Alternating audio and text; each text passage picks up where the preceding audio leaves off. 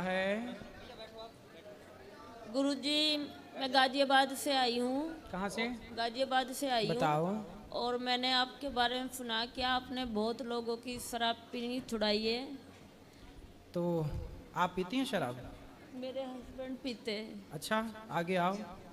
Husband है कि पति हैं? हाँ, पति हैं। कुछ बात कराओ पति परमेश्वर से। राधे राधे गुरुजी। क्या नाम है? जितेंद्र कुमार। शराब पीते हो? हाँ जी गुरुजी। कितने की पी जाते हो? 400 रुपये करीब। 400 की रोज? जी। कमाते कितना हो? एडवोकेट हूँ मैं। एडवोकेट हो? जी, नोएडा लेवल कोर्ट में प्रैक्टिस करता हूँ।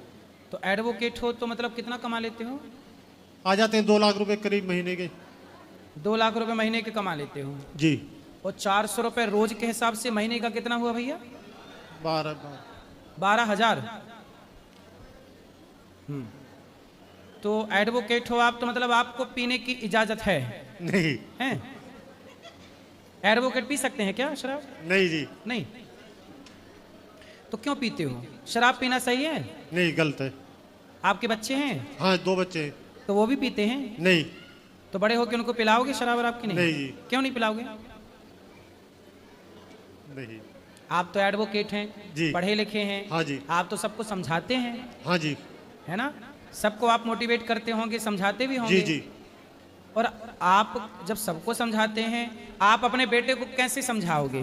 कोई शराब पीने वाला आएगा और उसकी पत्नी परेशान है। एक पत्नी बोली आपसे कि एडवोकेट साहब, हमारे पति से हम बहुत परेशान हैं, शराब पीता है, जितना कमाता है सारा उड़ा देता है। तो आप उस शराबी पति को समझाओगे तो कैसे समझाओगे? जरा समझाओ। नहीं, छोड़ने के लिए बोले जाएगा। बोलोगे ना? हाँ जी। तो फिर आप इतने समझदार हो, हम आपको क्या बताएं? आप तो खुद बहुत पढ़े लिखे हैं। जी। इसलिए आपको शराब नहीं पीना चाहिए। देखो, जी गुरुजी। कोई अनपढ़, कोई गलत व्यक्ति गलत काम करे समझ में आता है, पर आप जैसे पढ़े लिखे सभ्य समाज के लोग भी यदि शराब पिएंगे तो आपके बच्चे आपसे क्या सीखेंगे? ये बताओ। जी, गलत बात है गुरुजी। आपके बच्चों को सीखना हो, कोई कहे कि भाई, क्या नाम है आपके बेटे का? अक्षित। अक्षित। जी। तो अक्षित से कहा जाए कि बेटा अक्षित, तुम अपने पिता से क्या सीखोगे? तो वो क्या सीखेगा आपसे? आप में सीखने जैसी क्या बातें हैं? आपका बेटा क्या सीखेगा? शराब पीना सीखेगा कि भाई मेरा पिता सही शराब पीता है तो मैं पीऊंगा। आप एडवोकेट हो, वो ये सीखे तो अच्छा है कि वो आपसे बड़ा एडवोकेट बने, जी वो गुरुजी। जज बने, ये और अच्छी बात है। जी। लेकिन जज भी, अच्छा एक बात बताओ, जजमेंट करते समय जज साहब, क्या शराब पी के जजमेंट करने की इजाजत है? नहीं जी। नहीं। नहीं और आपको केस लड़ने के लिए जज शराब पी की इजाजत है? जी। नहीं मतलब शराब पी के आप लोग लड़ते हो केस के? नहीं पूछ रहे हैं हम। नहीं। नहीं, शराब पी के नहीं। नहीं, यदि पिए हैं तो कौन पकड़ेगा? अच्छा, जज भी शराब पी के जजमेंट दें तो पकड़ने कौन जाएगा? कैसे पता कि पिए हैं कि नहीं? ये तो उन्हीं को पता रहेगी। लेकिन ये बताओ, ये टेस्ट होना चाहिए कि नहीं? गाड़ी चलाने वाले का टेस्ट होता। टेस्ट होता है जी। कि नहीं होता? होता। होता है जी। तो जज का टेस्ट कौन करता है? नहीं, जज वगैरह का तो नहीं होता, पर एडवोकेट का वगैरह का हो जाता। तो जज भी यदि शराब पी के, यदि कोई जज माना कि कोई शराब पीने वाला जज है और वो शराब पी के जजमेंट कर रहा है, तो ठीक से जजमेंट दे पाएगा, न्याय दे पाएगा? नहीं नहीं। इसलिए जैसे शराब पीने वाले, कोई गाड़ी शराब पी के चला रहा है तो उसको चेक किया जाता है ना जी। ऐसे एडवोकेट को और जज साहब को भी चेक करना चाहिए ना कि शराब के नशे में तो नहीं है? जी गुरुजी। करना चाहिए कि नहीं? आपसे हम पूछ रहे हैं। हाँ, होना चाहिए। होना चाहिए। तो आप एडवोकेट हो, आप आवाज उठाइए कि भाई ये भी होना चाहिए, क्योंकि किसी की जिंदगी जज के हाथ में होती है। वो चाहे तो जीवन मुक्त कर दे, वो चाहे तो फांसी दे दे। जी गुरुजी। सही है कि गलत है? सही है। तो आप लोग सही को जिताते हो कि गलत को? नहीं, सही को ही जिताते हैं। आपको पता चल जाता है ना कि ये जी सही है कि बिल्कुल। गलत? हाँ, पहले पता रहता। तो सही को जिताना है, कभी गलत का ना लड़ लेना। नहीं जी। जैसे कुछ बलात्कारी होते हैं तो कुछ लोग उन बलात्कारियों का केस लड़ने लगे, जब पता है कि इसने बलात्कार किया। जी गुरुजी। तो उसका केस लड़ना सही है कि गलत है? लड़ते हैं रोजी रोटी के लिए। मतलब रोजी रोटी के लिए? ऐसी क्या रोजी रोटी साहब? क्या सच की रोजी रोटी नहीं मिल सकती? अच्छा ये बताओ, बलात्कारियों का केस ना लड़ें तो क्या एडवोकेट भूखे रह जाएंगे सारे? नहीं। क्या पेट भरने के लिए रोटी नहीं कमा पाएंगे? मिलेगी। मिलेगी ना जी। तो फिर क्यों किसी बलात्कारी को और जिस लड़की के साथ बलात्कार हुआ है उसे गलत ठहराया जा रहा है, और जिसने बलात्कार किया उसे बाइज्जत बरी किया जाएगा? तो ईश्वर भी तो रोते होंगे ना सब देख के। बिल्कुल। इसलिए मेरे भाई, मेरी आपसे प्रार्थना है, आप जज हैं, एडवोकेट हैं, जी। आप पे बहुत भरोसा रहता है लोगों का। जी। और आपसे सब लोग सीखते हैं। इसलिए आप जैसे पदों पर रहने वाले लोगों को, सबको मैं बोल रहा हूँ कि हाथ जोड़ के विनती कर रहा हूँ कि आप शराब तो ना पीजिए, कोई भी ऐसा काम ना करिए जिससे आपकी समाज, आपके बच्चे, आपके परिवार के लोग कहें कि यार ये इतना अच्छा आदमी हो, देखो गलत काम कर रहा है। जी गुरुजी। है ना? तो आज से नहीं पियोगे जी गुरुजी। शराब? जी। तो खाओ माँ कसम के शराब नहीं पियोगे। माँ कसम नहीं खा पियेंगे। शराब नहीं पियोगे? शराब नहीं पियेंगे। खाओ गीता की कसम के, मैं गीता की कसम खा के बोलता हूँ, जो कहूँगा सच कहूँगा, सच के सिवा कुछ नहीं कहूँगा, मैं शराब नहीं पीऊँगा। शराब नहीं पीऊंगा, गीता की कसम खाता हूँ। पक्का? पक्का। ताली बजाइए हमारे एडवोकेट साहब के लिए।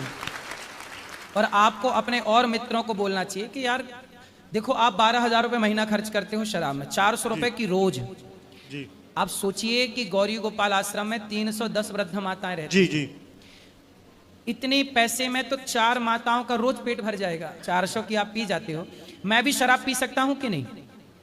मैं भी पी सकता हूँ। हाँ पी सकते हो गुरु। लेकिन मैं सेवा करता हूँ पैसे से कि माताओं को भोजन मिले। जो बच्चे घर से निकाल देते हैं उन माओं की सेवा करते हैं। हम एक एक पैसे बचाते हैं कि हजारों संतों को भोजन मिल जाए। यहाँ 150 बच्चे पढ़ते हैं, आप पैसा बचा रहे हैं, 12,000 बच रहा है। उस 12,000 में किसी गरीब बच्चे को आप पढ़ा भी तो सकते हो ना? जी। अच्छा पढ़ा पाओगे? 12,000 में नहीं पढ़ा पाओगे। इससे पुण्य मिलेगा, इससे दुआएं मिलेंगी। शराब पी के क्या मिल रहा है? किसी बच्चे को पढ़ाओ, किसी बेटी का भी। आप तो देखो बहुत पढ़े लिखे हैं, किसी के काम, आपकी विद्या आदि किसी के काम नहीं आ रही है।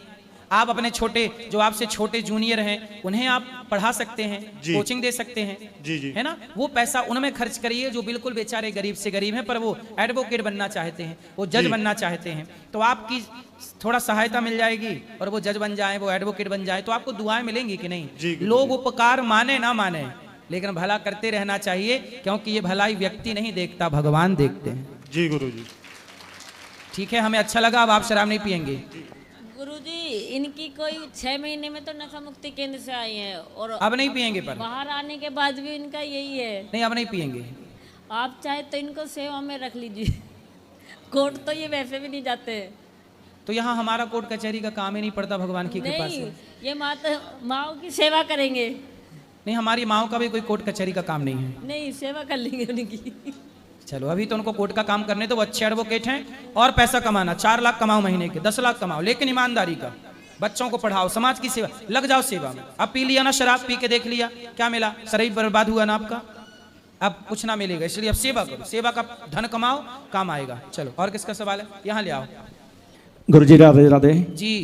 गुरुजी, मैं मन की बात करना चाहता हूँ बिना माइक से, प्लीज। बिना माइक की बात करनी है तो अभी ऊपर बैठेंगे, बात कर लीजिएगा। गुरुजी, आपके श्री चरणों में दासी का कोटि कोटि नमन। जी।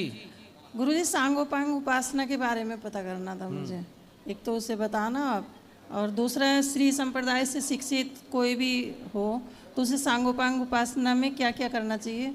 सांगोपांग मतलब सब कुछ शुरू से लेके आखिरी तक सब कुछ करना। भगवान जी को स्नान कराना, भगवान जी को वस्त्र पहनाना, भगवान जी को भोग लगाना, ध्यान करना। और श्री संप्रदाय में सबसे मुख्य बात है कैंकर्य, दास भाव। मैं भगवान की दासी हूँ, मैं भगवान का दास हूँ। इस दास भाव से जो करेंगे आप, वो सब कुछ भगवान को स्वीकार है।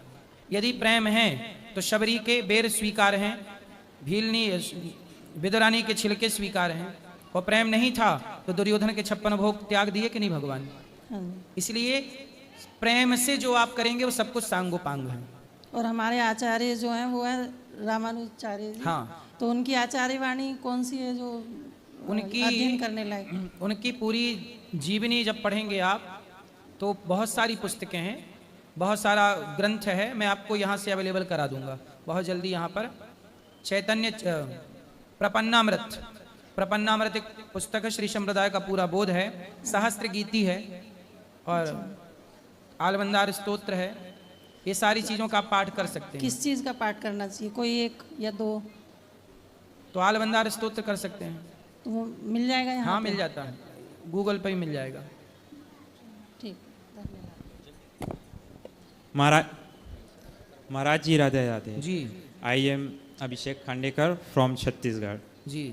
जी, एक मेरी परिवार की समस्या है। क्या? मैं अकेले भाई हूँ, मेरी 4 बहन है, एक बहन है वो गुजर चुकी है। तो मेरी जो 3 बहन है जिनका शादी हो गया है, एक बहन पढ़ाई कर रही है नर्सिंग में मेरा, और मैं भी पढ़ाई कर रहा हूँ। तो 2 हम बचे हैं शादी करने के लिए। और एक जो पहले नंबर वाली सबसे मेरी बड़ी दीदी है स्वीटी बंजारे, जिनका धनी बस चलता है, वो धन धान से परिपूर्ण है, तो कहीं न कहीं वो सहयोग करती है हमारे लिए और हम भी सहयोग करते हैं। तो जो तीसरे नंबर वाले जो जीजा हैं वो भी धन धान से परिपूर्ण हैं, उसके बाद भी वो ड्रिंक करते हैं महाराज जी, दारू पीते हैं और ज़रूरत से ज़्यादा दारू